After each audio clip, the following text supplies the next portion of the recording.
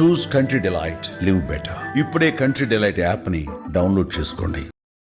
ఇవాళ పంచాయతీరాజ్ శాఖ, water works department, forest department, pollution control board, science and technology ప్రాజెక్టుని సమర్థవంతంగా నిర్వహిస్తున్న శ్రీ పవన్ కళ్యాణ్ గారు. అయితే అన్నిటికన్నా ముఖ్యమైనది పంచాయతీరాజ్ శాఖ. యాక్చువల్గా ఇలాంటి శాఖ యొక్క డీటెయిల్స్ చాలా తక్కువ మందికి తెలుస్తుంటాయి. అసలు ఒకప్పుడు పంచాయతీరాజ్ శాఖ మినిస్టర్ అంటే ఎవరో కూడా తెలియదు.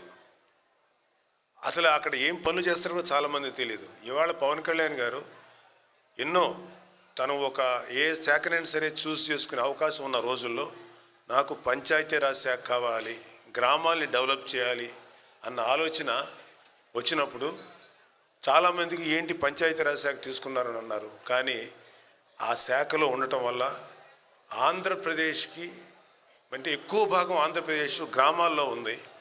కాబట్టి ఇంత సర్వీస్ చేయొచ్చు అన్న విషయం ఆయనకు ముందుగానే తెలుసు. ఆ శాఖనే ఆయన తీసుకున్నారు. అత్యంత కష్టతరమైన శాఖ అది. చాలా ఆస్పెక్ట్స్ ఉండే దాంట్లో దాన్ని తీసుకున్నారు. అయితే ఇక్కడ ఒక సందర్భంలో, మరి ఇది సందర్భం అవునో కాదో, బట్ విత్ చిన్న విషయం చెప్పాలి. 2019 ఎలక్షన్స్ జరుగుతున్నప్పుడు మేము ఓడిపోయి ఉన్నాం అన్ని సీట్లలో ఎక్సెప్ట్ రాజోలు.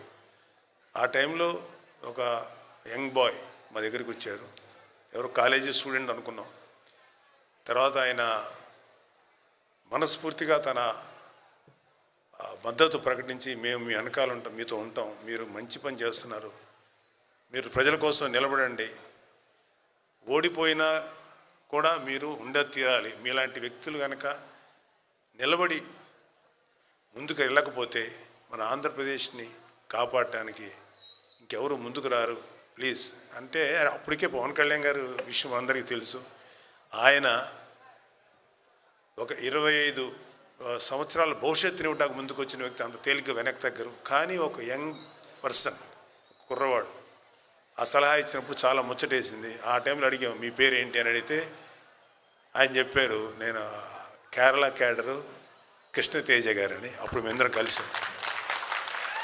ఇవాళ పంచాయతీరాజ్ శాఖలో పవన్ కళ్యాణ్ గారి ఆలోచనల్ని యథాతథంగా అమలయ్యే విధంగా కళ్యాణ్ బాబు గారికి కుడిభుజంగా ఉన్నటువంటి శ్రీ కృష్ణతేజ కమిషనర్ గారు ఇవాళ పంచాయతీరాజ్ శాఖ పవన్ కళ్యాణ్ గారు ఇంత సమర్థవంతంగా నిర్వహిస్తున్న సందర్భంలో ఆయన పాత్ర మరువలేనిది.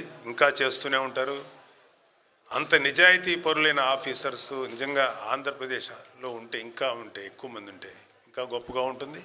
బట్ ఎనీహౌ, గతంలో ఉన్నటువంటి వైసీపీ అవినీతితో కూడిన ప్రభుత్వం కన్నా ఇవాళ కూటమి ఎంతో అద్భుతంగా శ్రీ నారా చంద్రబాబు నాయుడు గారి నాయకత్వంలో ముందుకెళ్తుంది. 3 పార్టీల కలయికలో మంచి పనులు, ఎంతో సర్వీసు మనందరికీ, మన ప్రజలందరికీ జరుగుతుంది. గుడ్ గవర్నెన్స్ జరుగుతుంది. సో మనందరం కూడా, మీరు ఇవాళ ఎవరైతే చేరబోతున్నారో జనసేనలో, మీరందరూ కూడా మనం ప్రజలకు ఏం చేయగలుగుతాం, ఎవరైనా సరే ఇక్కడ జనసేనలో చేరిన ప్రతి ఒక్కళ్ళు కులాలకి మతాలకి అతీతంగా పనిచేస్తూనే ప్రతి వాళ్ళు వాళ్ళ కులంలో ఎవరికన్నా సపోర్ట్ చేయటం అంటే, అక్కడ పేదవారు కానీ లేకపోతే అవసరంలో ఎవరున్నారో వాళ్ళకి సపోర్ట్ చేయడంలో ఏమాత్రం తప్పు లేదు. ఖచ్చితంగా సపోర్ట్ చేసి తీరాలి.